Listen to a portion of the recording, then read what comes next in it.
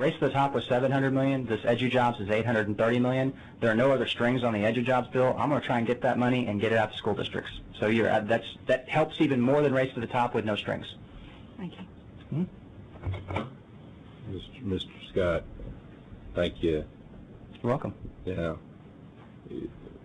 Maybe I forgot, maybe I misremembered this. At the time that we had our other meeting about this, there were no national federal curriculum or standards. It was the applicants and their proposals from which the federal government was going to try and develop those standards. No, sir. There was previously an effort that was developed by the National Governors Association and the Council of Chief State School Officers to develop these Common Core standards. They had not been written. You're absolutely correct. The standards had not yet been written, but there was an effort underway.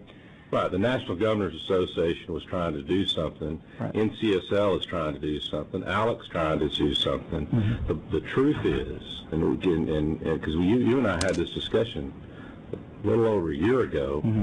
At that time, when y'all had decided not to apply, there were no standards. But you had to commit to them.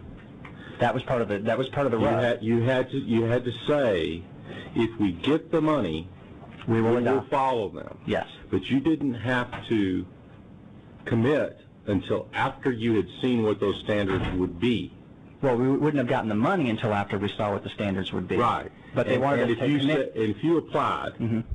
And at the time that they were applying, there were no national standards. They had not been written. Right. There weren't any. Right. They were going to look at what, and they might have, when you and I had this discussion, mm-hmm. they might have looked at the state of Texas and said, that's what we ought to do for the whole nation. Right?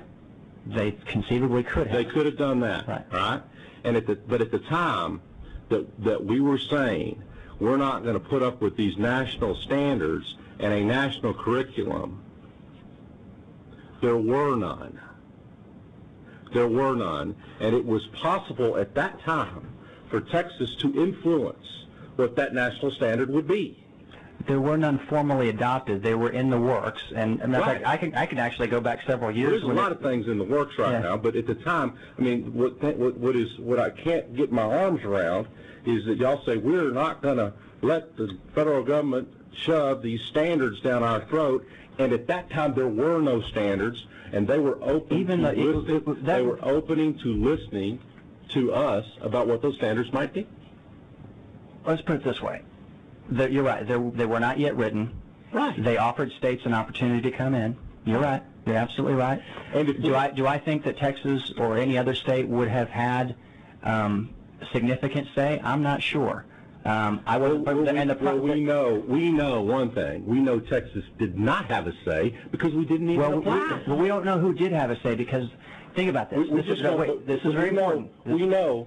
Somebody told me the other day, they said, you can't ever get elected for office if you never run. Okay, we can all agree on that. You're not going to win unless you run.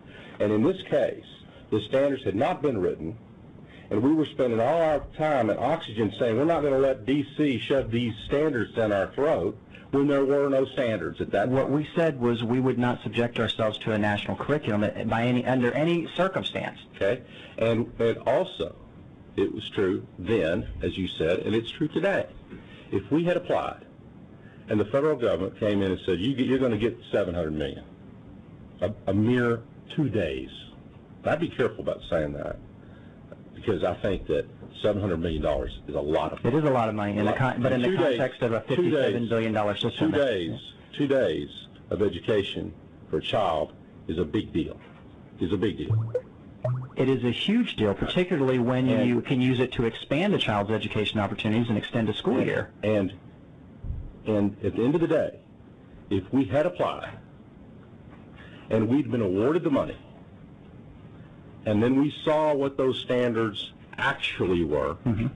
we could have said, shove it. We don't want it. Right? Sure. But our choice was that we didn't ever even want to try to get in that boat. We didn't want to try to influence the standards. And no matter what the standards were going to be, no matter what they were going to be, we didn't want in. And that's the thing that bothers me, that that ahead of time, before we even knew what the standards were going to be, we said, no, we're not going to let them tell us what to do, even if it is a good idea. Well, here's part of the problem, and I understand exactly Am I wrong? Exactly what you're talking about. No, I know you understand me. I don't know if I'm right. Could we have applied for the money? Sure, we could have applied. Right. But we were not even going to send the message that we were going to go accept a national curriculum standard. Because it was about telling Washington to shove it. No, it's about following the law. It was about following the law of the state of Texas. I don't have the authority to draft curriculum standards. And I took this to the State Board of Education, who is the legally responsible party, and they did not want to do this either. So the legally responsible entity that has the authority to set curriculum standards could have changed their standards to adhere to the national standards, did not do so. The agency that had to apply were because they hadn't been written, and more importantly, because they were written, we don't want to even participate, no matter what they're going to turn out to be. Because they were written by entities that were outside of the scope of the federal government. They were written in secret, not subject to open records, not subject to open meetings. So who knows who had any influence? Why couldn't we get a copy of the application that we spent how much? It's up on our website. Huh? But at the time, we couldn't get it. We couldn't find out who was in on the meetings, on developing our application. We couldn't find out how they had spent this $200 and something million that somebody had tried to get. $200 million? $200,000 that we'd gotten from the Gates Foundation. I mean, come on. Well, I mean, up until the time that you decide not to finally apply, you don't release your application, because if you do decide, at the end of the day, it might disadvantage you. That's just standard operating procedure. But I understand where you're coming from. I just I have a legal impediment to doing anything they ask me to do, and I have a philosophical objection and a legal obstacle to having a state curriculum framework that we have, a state testing system that we have, and then get told to scrap all of that work that you've done in the state of Texas for something that hasn't been written, hasn't been proven, and just on the hope of, gosh, we think it's going to be better. Mr. Chairman? We can just, Mr. Coleman. Exercises are important to learn. Don't you agree? Mm-hmm.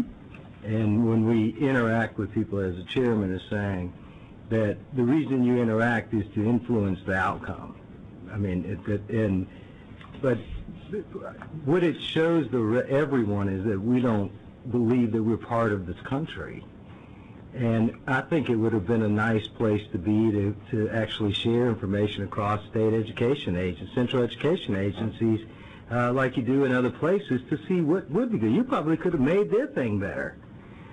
So it just looks funny when when we go out there as a state and say we don't want to play, we take our ball and go home. Now, and let me tell you why I think that's the case.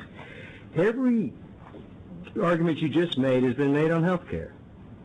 Every argument. Mm-hmm. It's going to cost us more money than we ever seen in our lives, and it's not.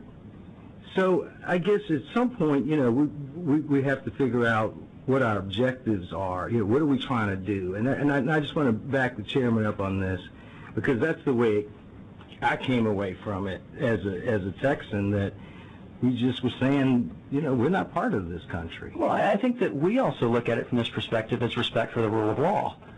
When you're asking us to violate statute, how are you violating statute? I can give you several examples. In order to do what they asked me to do, and that is adopt national curriculum standards. But I'm saying, what Jim said was, and I want to repeat what he said. He said to actually participate in the process. You could have said at the end of the day that we're not going to do that, but you might have participated to gather information, and we can still. But that's what I mean. You're using a red herring. You weren't breaking the law by actually going forward in order to do it, though, in order to actually complete it, I would have had to break the law. That's a lot of stuff. I would have to violate the state law, and I would argue. But see, you're splitting hairs, and that's what's making everybody mad. Well, I'm not trying to split hairs. But you are. You keep saying it's illegal. It wasn't illegal to apply. It was not. But tell me if it was illegal to apply. In order for me to do. Tell me if it was illegal for you to apply. It would be illegal to enact. Okay, it's not illegal for me to promise, but I would be lying. Was it? No, you wouldn't have been.